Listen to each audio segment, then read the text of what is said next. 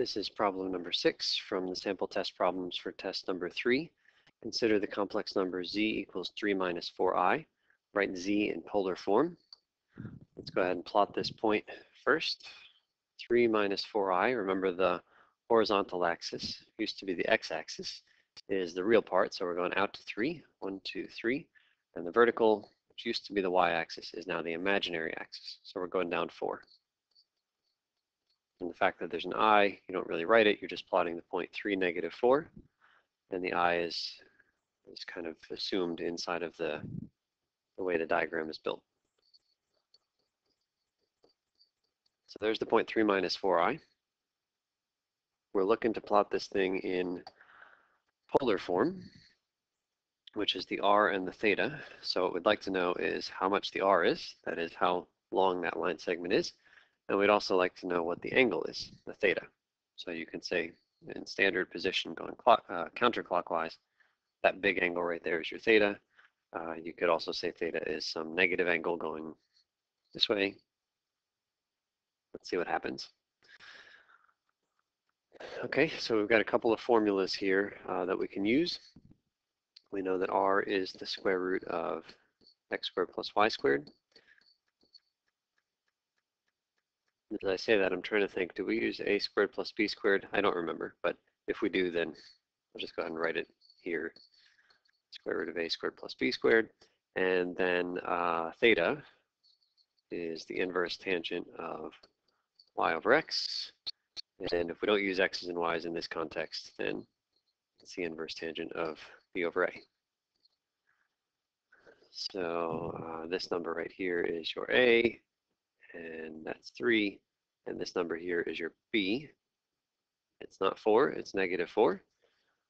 So make sure you include that negative sign. And then let's plug those numbers in.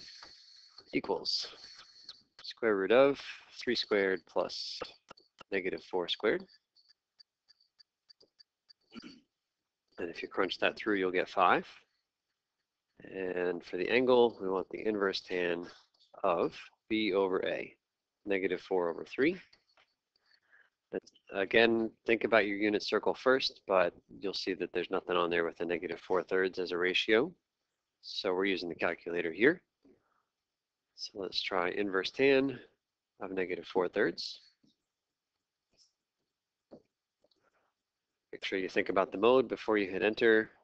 We're in radian mode, that's fine. Degree mode is also fine, but you should just be aware. Okay, so negative 0.9273. 0.9273.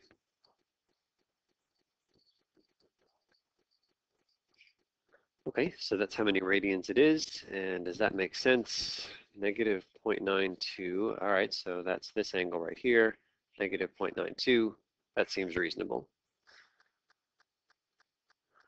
Okay, so in polar form, remember at the very end, we'll just write it and say that z, which originally was 3 minus 4i, is now actually, and then our polar form is r e to the I theta.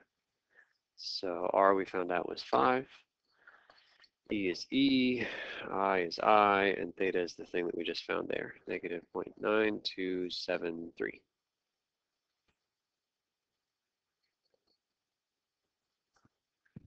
Okay, part B, use your answer to A to write the square root of 3 minus 4i in polar form. Okay, so I want the square root of the previous answer. So let's try that here. Square root of 3 minus 4i is roughly the same as the square root of the thing we just found, 5e to the negative 0.9273i. And one thing we're supposed to know about this kind of thing is that we can take the square root in because it's a product here. So that's really the square root of 5 and then the square root of this e business. And then how do we take the square root of that e business? Well, one thing you might do is rewrite the square root as a certain power. So what power is the square root?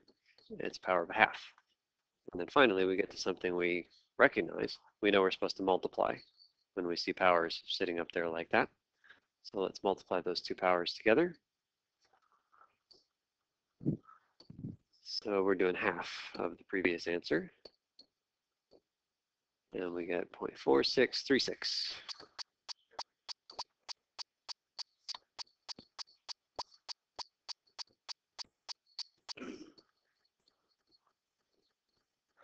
So I think that right there is our polar form for the square root of 3 minus 4i. And then we go to part C, convert your answer from B to Cartesian form. Okay, so we're going the other direction now.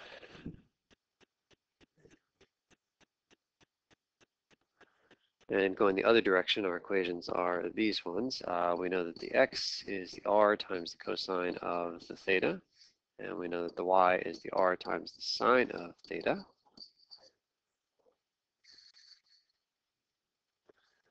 So let's go ahead and plug in. So this is really square root of 5 times the cosine of that angle. And the answer over there, negative 0.4636. No i's. The i's are just part of the polar form. I is just kind of a placeholder up there. And the other one is the same, but with sine.